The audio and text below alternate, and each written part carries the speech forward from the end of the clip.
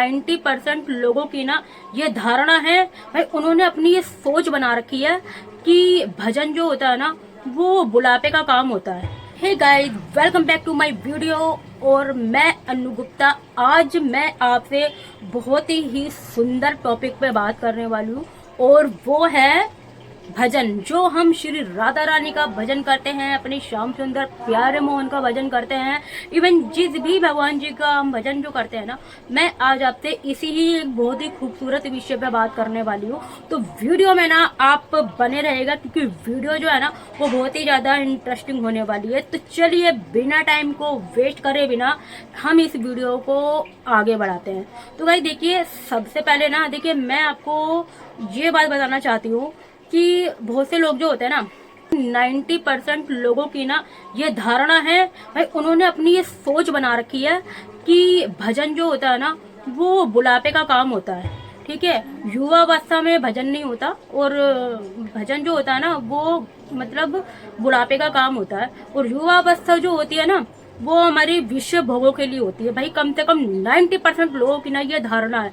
तो देखिए, जहाँ तक मैंने भागवत कथा में सुना है, हम भागवत भी देखते हैं और जो इतने बड़े बड़े साधु संतों की हमने जुबानी सुनी है, 100% उनकी बातों में लॉजिक है, जो कि क्योंकि उनकी जो बात है ना वो बिल्कुल शास्त्र प्रमाणित है। तो भाई देखो, मैं ना केवल यही आपसे कहना चाहूंगी कि भजन जो काम होता है ना, भजन जो हम जो करते हैं वो हमें युवा अवस्था से करना चाहिए। इवन मैं तो यही बोलूंगी कि युवा अवस्था भी नहीं, हमको ना बाल्य अवस्था से करने चाहिए। इवन हमें बचपन से करना चाहिए क्योंकि ना बचपन, क्योंकि हमें जो भजन के जो संस्कार जो हमको आते हैं ना वो हमको हमारी बाल्य अवस्था से आते हैं और युवा अवस्था तक आते आते ना हम पूरे इसमें रम जाते हैं और बुढ़ापे तक तो हम उस स्थिति में पहुंच जाते हैं कि बस भगवान जी जो होते हैं ना वो हमको साफ दर्शन भी दे सकते हैं, देन उसी को ही भगवत प्राप्ति कहते हैं। तो भाई इसीलिए जो हम जो मतलब भजन जो हमें जो करना चाहिए ना वो हमको बाल्य अवस्था से ही करना चाहिए। लेकिन फिर भी अगर आप बाल्य अवस्था से नहीं कर रहे हो, ठीक है, क्योंकि ऐसा होता है ना, हर किसी के घर का माहौल अलग होता है। अभी किसी के घर का माहौल कैसा है और किसी के घर का माहौल कैसा है। लेकिन जब हम बड़े होते हैं और जब हम युवा अवस्था में आते हैं तो हर किसी का जो माइंड है ना वो डेवलप होता है। ठीक है, वो अपने अच्छा बुरा हर तरह से मतलब वो सोच सकता है।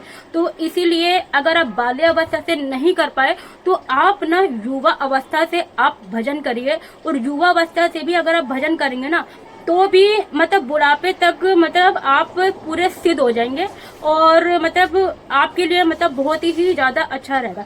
और इसका नाम मैं आपको एक बहुत ही खूबसूरत आपको एग्जांपल दूंगी। जैसे कि ये मान के चले, जैसे कि जब एक मतलब जवान होता है, जब वो आर्मी में जब वो भर्ती होने वाला होता है, जब वो एडमिशन लेता है हमारे देश की रक्षा के लिए, तो वो क्या करता है, पहले वो ट्रेनिंग लेता है ना, हर तरह की वो ट्रेनिंग लेता है, सारी चीज में निपुण हो जाता है, तब वो हमारे देश की रक्षा करने के लिए ना वो सक्षम होता है। इसीलिए भी दोस्तों भजन की भी जो मतलब दृढ़ता है ना वो हमारी युवा अवस्था से आती है, बाल्य अवस्था से आती है।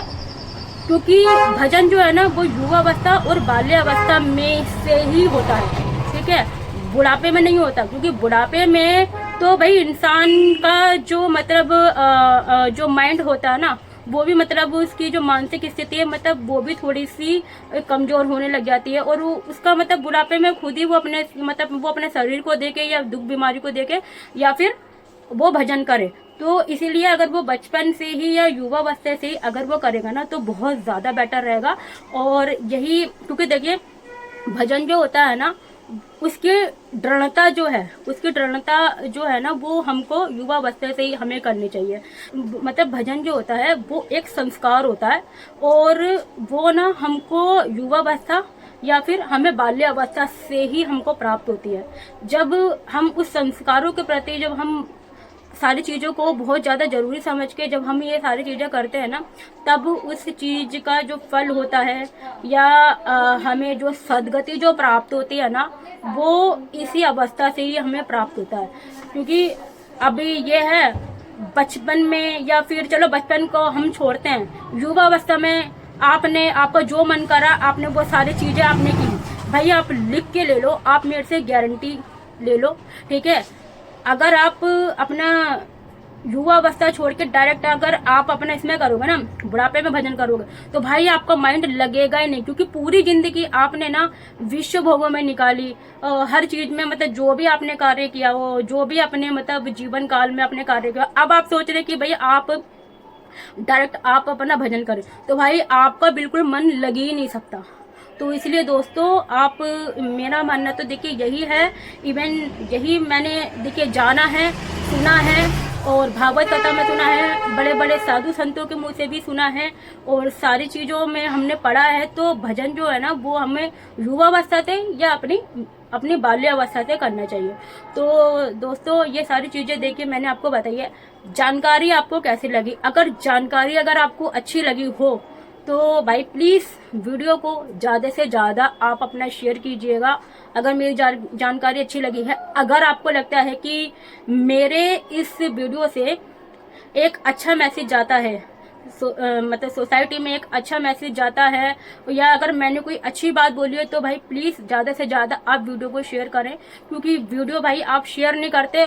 और मैंने ये देखा है जो मतलब इतने बेकार से कंटेंट होते हैं ना, लोग बाग इतने बेकार कंटेंट को ना मतलब इतना ज्यादा शेयर कर देते हैं, लेकिन अच्छी चीजें भाई शेयर ही नहीं कर सकते जो भगवान से रिलेटेड हो, जो उद्धार से रिलेटेड हो, ठीक है। देखिए मेरे को जितना पता है मैं सिर्फ उतनी इंफॉर्मेशन शेयर कर पाती हूँ। अगर मतलब मेरे बताने में या कुछ कमी रही हो या कुछ गलती हुई हो तो उसके लिए सॉरी है, ठीक है। बट यही है कि देखिए जितना मुझे पता है, मैं ये सारी जो चीजें है ना मैंने सिर्फ उनके लिए बोली है जिनकी जो सोच है या जिनकी जो मेंटेलिटी है ना वो ये भाव से है कि भजन जो है ना वो हमको मतलब बुढ़ापे में करना चाहिए, ठीक है। हमको युवा अवस्था में या बाल्यावस्था में नहीं करना चाहिए, क्योंकि भाई इस कंडीशन में ये है ना, ये सिर्फ अपने भय के कारण करते हैं, ठीक है, अपनी मनोस्थिति से नहीं करते।